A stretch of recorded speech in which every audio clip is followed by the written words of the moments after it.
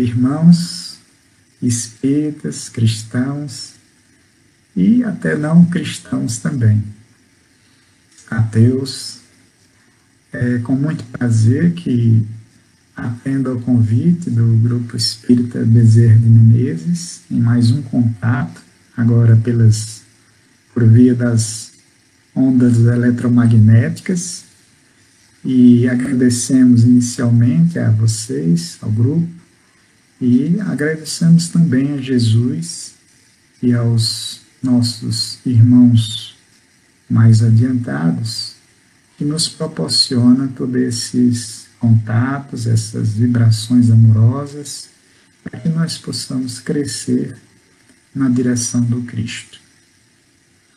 Bom, o tema de hoje recomendado seria uma reflexão no título que nós denominamos gratidão. O termo gratidão, que nós usamos frequentemente no cotidiano, ele dá uma gama de sentidos. Do mesmo jeito que a palavra amor também tem uma gama de sentidos, né? Tem um amor filial, tem um amor por um amigo, tem um amor pelos nossos cônjuges, e tem aquele amor que Jesus veio mostrar para os seres humanos há 2000 anos, que é o amor incondicional. É o amor também chamado ágape, no grego. Gratidão também tem várias conotações e a gente entende mais frequentemente como um reconhecimento. No entanto, a gratidão pode ir um pouco mais profundamente na nossa concepção. O termo vem do latim, gratus, ou gratia. Né? Então, a gratidão é um termo que nós usamos. Por exemplo, a gente diz muito obrigado, é uma gratidão. Às vezes não passa de uma superficialidade que a gente pronuncia a palavra obrigado ou muito obrigado, às vezes sem nos usar a força do nosso coração, da nossa alma, nesse sentido. Ou seja, é uma palavra bastante popular, mas ela precisa ser pronunciada com mais coração.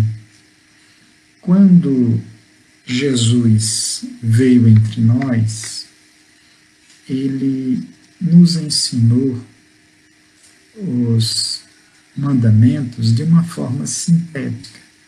Quando ele pediu que nós amássemos a Deus sobre todas as coisas e ao próximo como a nós mesmos.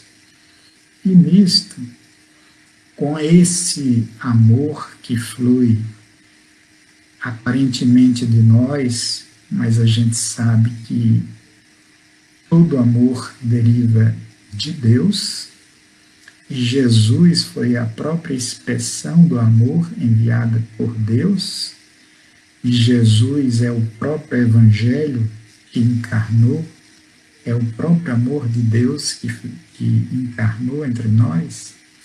E nós, hoje, como cristãos e espíritas, nós precisamos levar um pouco mais profundamente o termo gratidão, recorrendo inclusive à citação que acontece na primeira carta de Paulo aos Tessalonicenses, no capítulo 5, versículo 18, onde ele diz que nós devemos dar graças a tudo. E nessa conturbação social em caráter mundial, terreno, que nós estamos vivendo devido à pandemia, vendo essa carta, nós vamos verificar que a situação de Tessalônica era uma cidade que foi fundada cerca de uns 300 anos antes de Cristo. Era uma cidade que estava tendo uma certa prosperidade e que, ao tempo de Paulo, eles estavam sofrendo muito. Existia uma certa polaridade, como hoje existe, polaridade de opiniões na nossa sociedade, e a situação que Tessalônica estava vivendo parece muito com o Brasil nos dias de hoje. E é muito apropriado que nós lembremos dessa carta, depois é bom que cada um possa dar uma lida para ver a problemática vivenciada pelos habitantes daquela cidade que Paulo havia passado. Depois teve uma segunda carta. Mas nessa carta, conforme Paulo comenta, inspirado por Jesus, em tudo nós devemos dar graças. E por que isso? Ora, quando Jesus estava prestes a ser entregue diante de Pilatos, foi questionado se ele era rei, e ele afirmou que sim, mas o reino dele não era desse mundo. E continuando a arguir Pilatos a Jesus, ele disse que o reino de Deus se encontra dentro de nós. Ora, isso também nos remonta àquela expressão que diz que o homem foi criado à imagem e semelhança de Deus. É claro que nessas duas situações, a explicada por Jesus e agora vendo essa questão da imagem e semelhança de Deus, que muitos questionam, nós vemos que é na questão espiritual, tendo em vista que o homem tem um corpo que é feito dos elementos que tem na Terra, né, os átomos, as moléculas, né, que se combinam, formam as células, os conteúdos materiais para fazer os processamentos da nossa anatomia, da nossa fisiologia e até a expressão das doenças. Quando nós pensamos nessas duas situações, o reino de Deus não está dentro de nós, ou seja, nós temos uma centelha. É como se fosse, fazendo a imagem com o computador, que é o hardware, a maquinaria, é o corpo.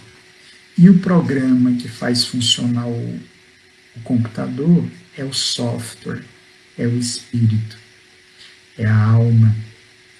Essa parte do software nosso, o nosso corpo, ele é perecível.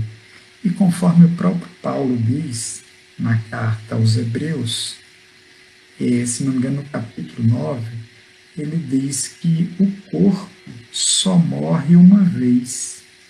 De fato, as nossas existências, elas são múltiplas. Nós somos seres pluriexistenciais. Para cada existência, nós irmos aprendendo e aprimorando os conhecimentos nas diversas áreas. Já o espírito, este é imortal.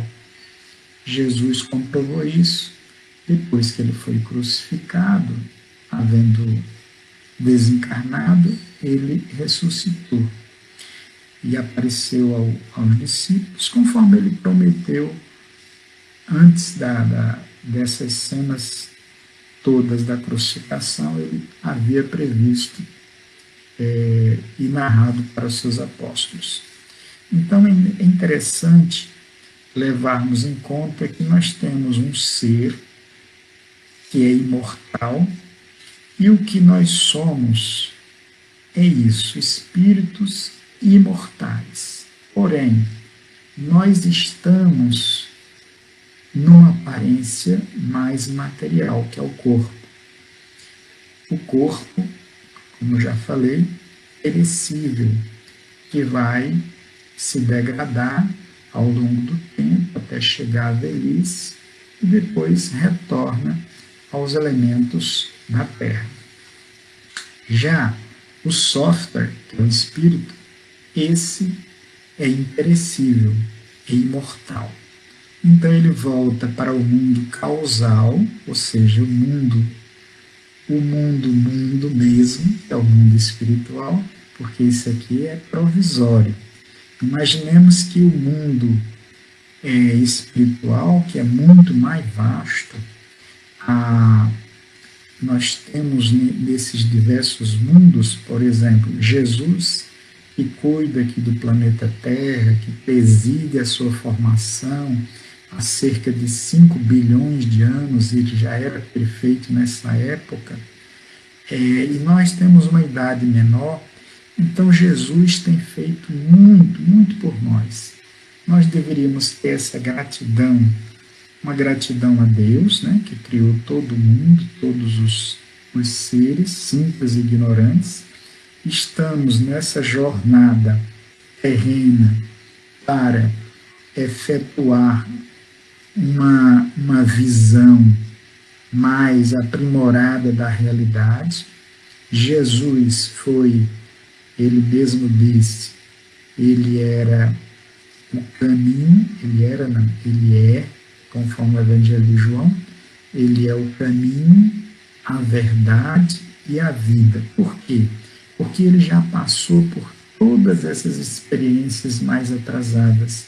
Ele também foi criado simples e ignorante, conforme todos, porque todos somos iguais. Porém, nós temos uma sementinha dentro da gente, que é essa parte que nós podemos chamar de outra forma, é a centelha divina. Imaginem vocês, tem uma planta, um carvalho, uma planta, um jatobá, qualquer planta, que você tem uma pequena semente e ali ela guarda todo o potencial para, se cuidada adequadamente, vai desenvolver uma planta exuberante, produzindo folhas, caule, flores, frutos, né? E mais sementes para novas plantas. Nós devíamos ter uma gratidão permanente ao Deus Criador de todas as coisas. Nós devemos ter também uma gratidão frequente, principalmente ao nosso anjo guardião. Por exemplo, o meu já me tolera há 63 anos, né? Então ele está sempre ao meu lado. Muitas vezes eu tenho rechaçado quando cometo algo indevido no meu cotidiano. Então, quando a gente pratica algo desagradável, algo que não está indo no caminho do bem, os espíritos superiores, tivemos um problema técnico, talvez pela oscilação da internet que está aqui na chácara, mas enfim, vamos seguir o raciocínio. Devemos, portanto, considerar Deus, nosso Pai, Jesus, que nos proporcionou essas maravilhas da terra, e devemos também considerar os nossos irmãos, nossos companheiros de jornada. Um descobre uma coisa, outro descobre outra, nos proporciona um conforto na nossa vivência, os meios de dormir, de acordar, de se agasalhar. Então, todos nós cooperamos mutuamente, e muitas coisas que nós utilizamos hoje foram descobertas pelo trabalho de muitas pessoas que se dedicaram outrora, em outras épocas. Assim, nós devemos ser agradecidos àquelas pessoas também que estão na história, né? Que propiciaram os avanços da tecnologia, da ciência, e também agradecer, inclusive, a outros seres que são menos evoluídos que nós mesmos. Por exemplo, uma planta. A planta, ela não só produz o oxigênio para a nossa respiração, sem a qual a gente não sobrevive, como também ela produz sombra, ela mantém os mananciais com água, ela produz o alimento a partir do lixo da nossa respiração. Por exemplo, quando a gente expira, a gente coloca um dos lixos gasosos nossos, é o gás carbônico. Pois a planta pega esse gás carbônico junto com a água e a luz solar e fabrica alimentos para a gente. Fabrica madeira para os nossos utensílios, fabrica os frutos e ainda produz mais sementes para que a gente repovoe a nossa terra, nosso ambiente. É muito interessante que a gente tenha gratidão também a esses seres que a gente chama inferiores, mas eles são sublimes, né, para a nossa existência. Então, tentar preservar o meio ambiente é um respeito, é uma gratidão à obra que Jesus fez. Cuidar dos animais, que também mantém um ciclo, né? Quando a gente aprecia uma floresta, reparemos que existe um equilíbrio perfeito ali. Tem aqueles animais que a gente chama nocivos, mas é que a gente não compreende direito eles, mas eles são úteis, todos eles são úteis. Então a gente não deve eliminar nada do elo dessa ecologia. Assim também, nós temos situações na esfera cósmica. Tudo está em equilíbrio, tudo está perfeito. A única coisa errada que tem é dentro de nós, quando a gente mal pensa, quando a gente mal fala, quando a gente não cultiva as virtudes, aí a gente começa a angariar problemas. Aí onde vem as doenças, os desequilíbrios e o atraso para que a gente avance na trilha que Jesus traçou. Né? Na questão 625, Kardec pergunta aos espíritos superiores qual foi o modelo que Deus deu para a humanidade para seguir de modelo e guia. Né? E a resposta que os espíritos deram e foi Jesus. E realmente Jesus conhece ninguém mais do que Jesus. Nós deveríamos ser gratos, tão gratos com Ele, a todo instante agradecer. Mas a melhor maneira de agradecer, porque a gratidão é como aquela frase que se atribui a Francisco de Assis, que diz assim: pegue o Evangelho e, se precisar, use até as palavras. Eu diria que, de forma similar, para a gratidão, a gente diz: agradeça e, se precisar, use as palavras.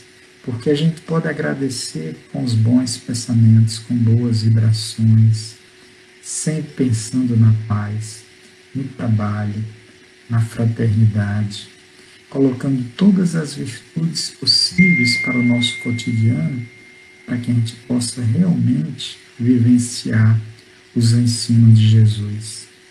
Que, conforme o Paulo salientou, para o terreno que não tem uma perspectiva de futuro, parece uma loucura, mas, como a gente sabe, a gente tem um ponto de vista mais alto, a gente sabe que a vida espiritual é a vida perene, a gente vai procurar primar pelas virtudes e deixando aquelas coisas que não são virtuosas, que atrapalham, e muito pelo contrário, fazem gol contra nós mesmos, porque a reforma íntima requer esse reconhecimento, que nós sejamos muito gratos, mas principalmente praticando o que é correto, né?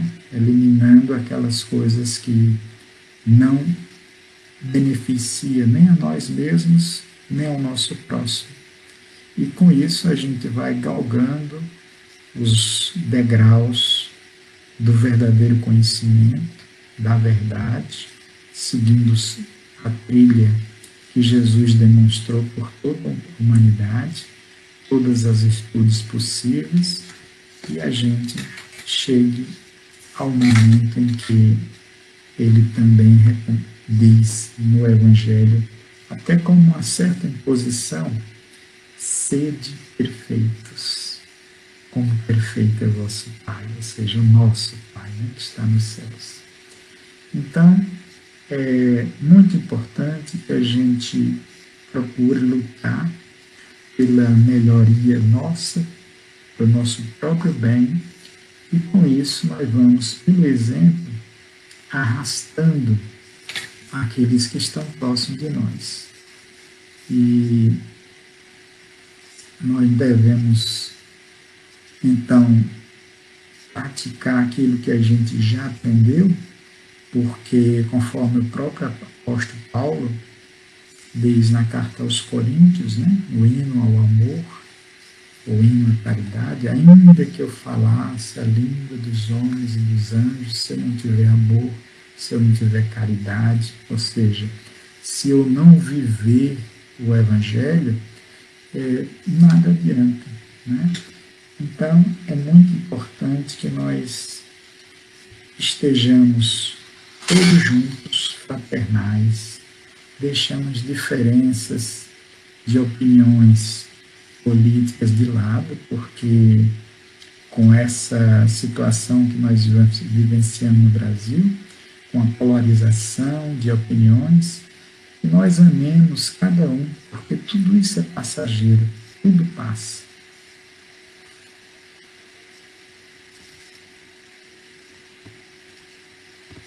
Então tudo passa. A única coisa que não passa é o amor de Jesus, o amor de Deus. E colocando isso no nosso coração, nós temos mais fortaleza para, seguindo a mensagem do Sermão do Monte, que inicia com bem-aventurados os aflitos, ou seja, se nós estamos em aflição, nós temos a humildade para tolerar, rogando forças para passar, porque nada nos ocorre sem que nós não tenhamos condição de realizar. Porque o cosmos está povoado com um número incontável de espíritos perfeitos, como Jesus. E aqui na Terra, com essa população que, apesar de parecer grande, 7 bilhões e poucos milhões de habitantes, e 2 vezes mais ainda desencarnado, querendo encarnar para evoluir mais rápido, e nós ficamos sem valorizar isso, sem agradecer todo esse empenho que Jesus fez ao longo de todo esse tempo. Então demos graças a tudo, conforme nos orienta o apóstolo Paulo na carta aos Tessalonicenses, porque é assim que é a vontade de Deus e para o bem de todos.